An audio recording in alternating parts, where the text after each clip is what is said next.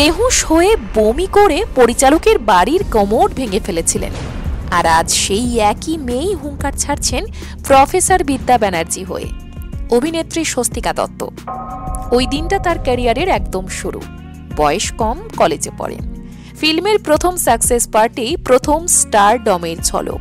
পরিচালকের বাড়ি ভর্তি আলো, ক্যামেরা, গান আর নাচ, আর টেবিল ভর্তি নানান পানীয়। স্বভাবতই উত্তেজিত, তাই আবেগ দমাতে পারেন। তারপর আর গুণে রাখবার সময় নেই। এরপর যা হলো, বেহুশ, বমি। পরদিন সকাল, মাথা ধরেছে, গায়ে ব্যথা। লজ্জায় নিজের মুখ দেখাতে পারছিলেন না, কারণ খ্যাতির উত্তেজনা তাকে সেই এক রাতেই মাটিতে ফেলে দিয়েছিল। কিন্তু এখানেই শেষ নয়, বরং এখানেই শুরু। মা পাঞ্জাবি, বাবা মাছে ভাতে বাঙালি। শৈশব কেটেছে মুম্বাইতে, তারপর কলকাতা। শোভনের সঙ্গে ব্রেকআপ ছিল বেশ শকিং। সব মিলিয়ে জীবন বারবার বদলেছে, কিন্তু একটাই জিনিস বদলায়নি, স্বস্তিকার স্বপ্ন। দুর্গাপুজোর এক প্রতিযোগিতা থেকে পেয়েছিলেন প্রথম কাজের সুযোগ। তারপর পারবো না আমি ছাড়তে তোকে ছবি।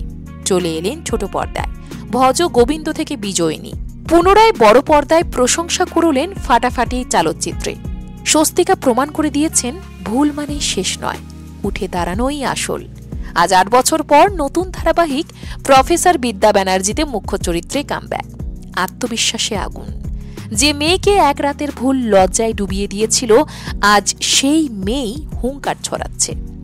জানেন, সবাই স্বস্তিকাকে সেলিব্রিটি বলে, কিন্তু আজও অভিনেত্রী অটোতে ওঠেন, নিউ মার্কেটে হাঁটতে হাঁটতে শপিং করেন। সেলফির বদলে দেন বাংলায় লেখা অটোগ্রাফ, সাথে লেখেন ভালো থেকো। কারণ তার মনে একটাই কথা, খ্যাতি নয়, মানুষটাই বড়। স্বস্তিকার অভিনয় আপনাদের কেমন লাগে? 10-এ কত দেবেন লিখুন কমেন্টে।